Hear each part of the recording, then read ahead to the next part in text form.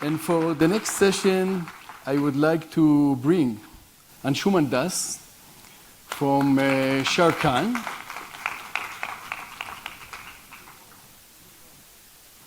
Anshuman is the CIO of Sharekhan, and I'll use the fact that we are meeting face to face to see what you think about what's going on today in the market, especially with regard to Gen AI and data, and how do you think it will influence the world?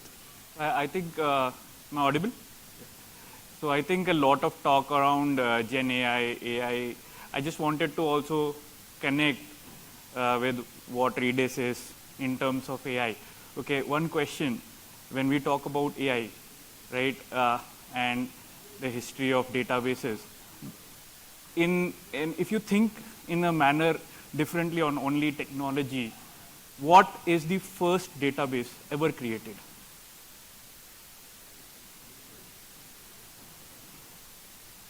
It's our brain, created by God, right? Yeah. Right? Now, have you heard about muscle memory? What is it? It's a cache. You know, it doesn't even go to your brain. You're driving without thinking. That's Redis for you. Yeah? Yeah.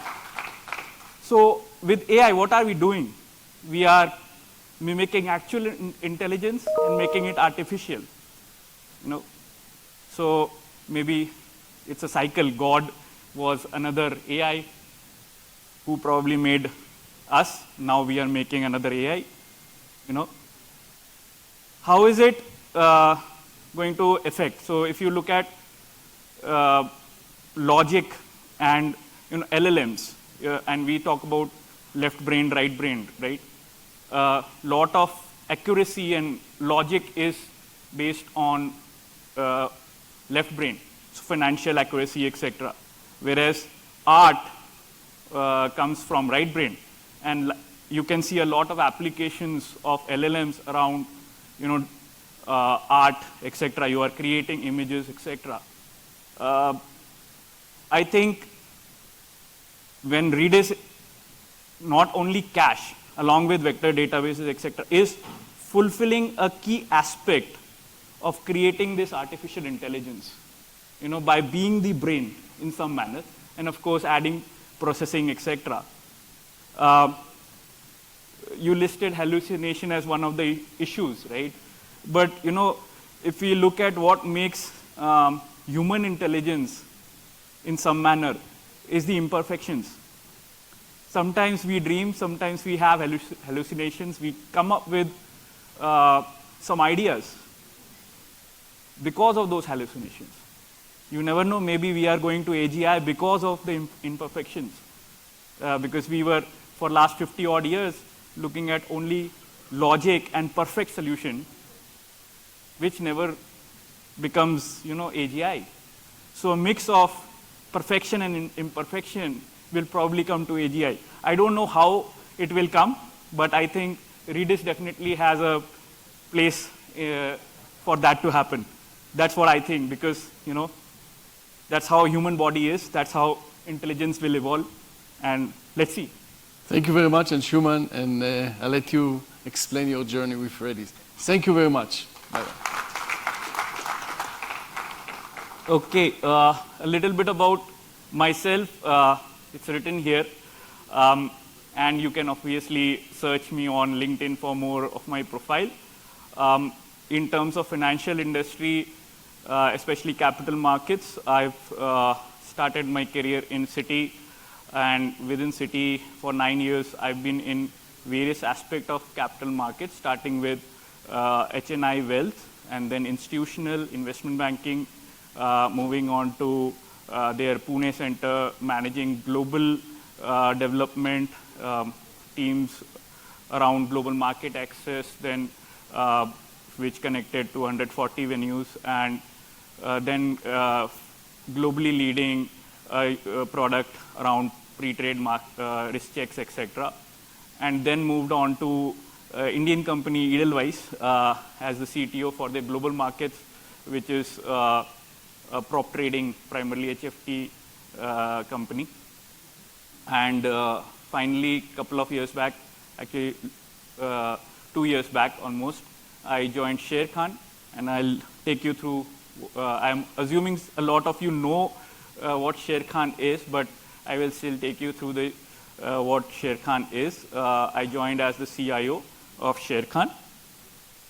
Okay, so before we start, I'll just want to present a minute of a video that we recently launched, which will give a flavor of what Sharekhan stands for.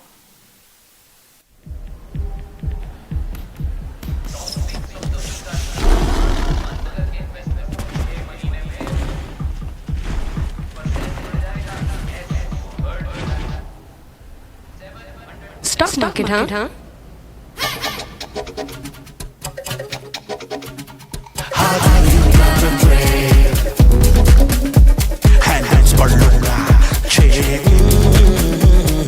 What's your strategy? Group chats है ना रे Analyst reports पढ़ोगे इतना time कहाँ है? Fundamentals of the company. वो क्या होता है? We're casual about the market, so this is what I wanna say. Sharekhan? Oh yeah. Casual है report.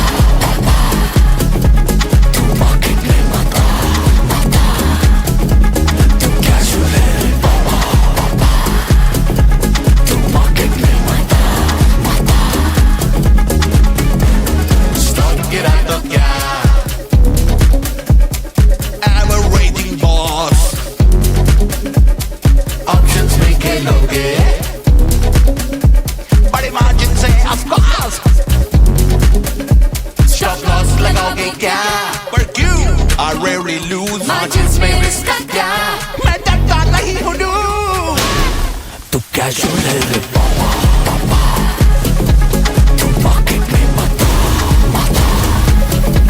तू casual है रे बाबा तू market में मत पर मुझे भी market में आना है शेर बनना है अच्छा शेर बनना है For that, you'll need a serious approach, serious research, serious risk analysis, serious discipline. क्योंकि जब serious बनोगे, तभी market का शेर बनोगे.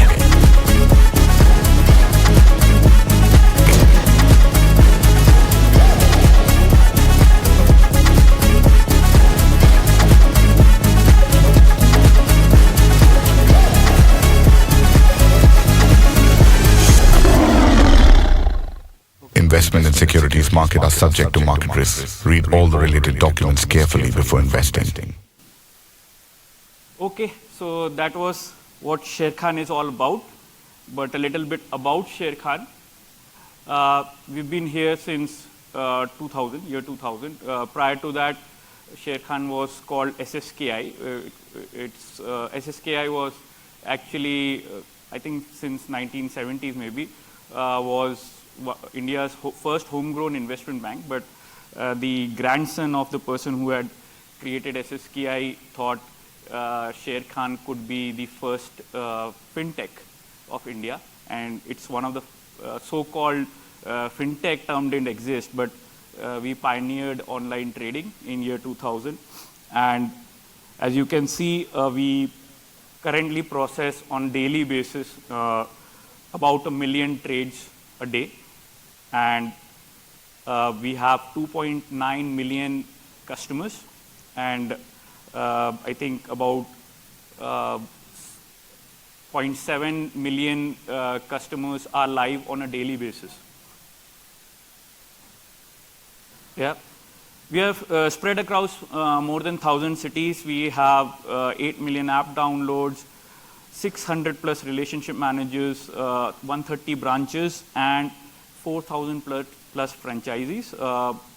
We grow via the franchisee model a lot. And as you can see, we've also, since we've been here for last 23 years, we are not only looking at stockbroking, but entirety of investment solutions. And these are a few numbers, you can have a look. I'll quickly go to the next aspect, which is we are part of BNP Paribas. We were acquired by BNP Paribas in 2017, and as you actually November 2016, and the acquisition kind of got announced in early 2017. The BNP Paribas is Europe's largest bank, and I think most of you would already know, so I will not elaborate much on BNP Paribas. We've been getting a lot of awards. One of the latest one is Asia Money voted us as the best broker also recently. That's not here. Okay, so let me just quickly move on to our tech stack and where does Redis come into picture. This is something we are working towards. Not everything is already there, but we are working towards this tech stack. And as you can see, some of it exists, some we are moving towards Flutter on the front end. We are introducing, on the back end, newer technologies, and that's where Redis comes in. And I'll talk about the use case on Redis. So we, in peak hours, manage 1 million requests coming around 9:15. Market starts and a huge lot of requests comes. And at that point, the app used to get a little slow because so many requests are coming in the back end, hitting the back end. And our P99 or 99th percentile was served around 480 milliseconds. This is before we introduced any sort of cache. We did introduce a internal cache which reduced this number, but then we moved to Redis, and the P99 dropped to 20 milliseconds. Now Redis is taking lesser. This includes our own systems as well. So a whole lot of requests, exactly the same as it was before, but from 480 to 20 milliseconds. That, of course, made a lot of difference. I think people who use our app suddenly started feeling things faster, especially when the market opens. And our NPS score improved because of that. People liked to trade more with our app because it is faster when they need it. So that's the use case that we recently did, and we of course want to do more. This is one of the successes that we wanted to highlight. Moving along, what was the problem that we faced with the internal cache that we had built? Because prior to Redis, we did introduce our own LRU cache. We built with using Java our own cache, and the things that, of course, the speed improved drastically with in-memory cache compared to a direct hit to the database. But there were still certain issues around latency. It was, I think, even from an internal cache to Redis, there was a 30% improvement in latency. Yeah, and of course, it's easy to build, Java LRU cache. You can use a Guava library, etc. To do so, but how would you manage resiliency? You need a high availability, you need DR around it, and those were the certain key points, and I could focus my people in creating those as well. But my point was, why do I need to push my people to do something which is already available? We can have my team, we have a 200 plus tech team in-house and another 200 contractors, so a large tech team. But we have a lot of things to do, and even this set of people are less. Business keeps asking for more from the tech team. So if our tech team is focused on building a reliable cache, they will not be focusing on things which actually are something that is core for us and we cannot buy. So that was one of the other reasons. Of course, scalability, etc. There are minds like Iftag and others in Redis, who are, of course, creating stuff which is higher, more scalable, more faster.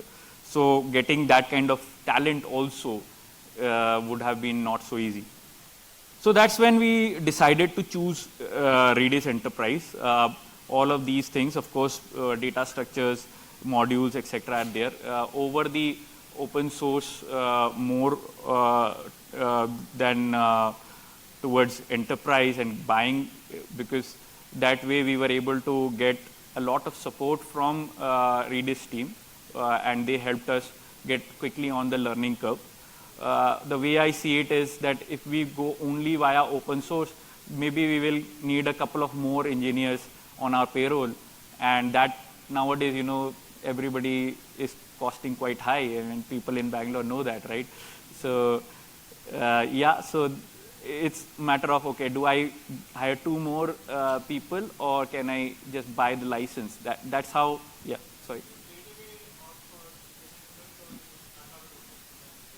So in this case, we straight away out for enterprise. I have in previous firm done a lot of open source, so it's not as if this is first time for me. I know the whole thing. At that point, resources or people were cheaper than what happened during the COVID period, Everybody tripled their salaries. I think a lot of people here are very happy about it. So, suddenly the whole dynamics changed, and we were having a real problem getting people. That became the most important problem in last 2 years, last 3 years or so. It is massive problem. Hiring is a massive problem. And I think that clearly changed things in my mind, that yes, this makes sense. I'll be very honest. Otherwise, I would have gone for open source. I'm a more pro open source person, But every time we use open source, finally we end up having 2-3 more people, focused on that. And it is, you have to see the cost in totality. Yeah. All right. So the things that we want to do, centralized user session management. I think Iftag mentioned session management is something that people use. We want to do that. We are big on time series and charting. Our Trade Tiger is one of our game-changing platforms that happened, I think, in 2014 or 2008. So it was a desktop. I think a lot of companies that currently are very popular copied Trade Tiger. It was a game changer at that time. I still see a lot of people posting their charts in Trade Tiger, even if they are not trading via us, which is bad. But yeah. So time series and charting is important for us. That's something that we are looking towards. Dynamic trade reports, we will be using Redis for that. Real-time analytics we will be doing. We have created a whole low-code system, low-code, no-code system. And that's my area of expertise. I've done this 3-4 times. So rather than buying that, because there the cost is high and you don't have control. So that's something that we built internally. And we are using Redis for the day cache around it. I was just discussing, can we use it as a primary database? Probably so. So that's the next step. Yeah. So that's it.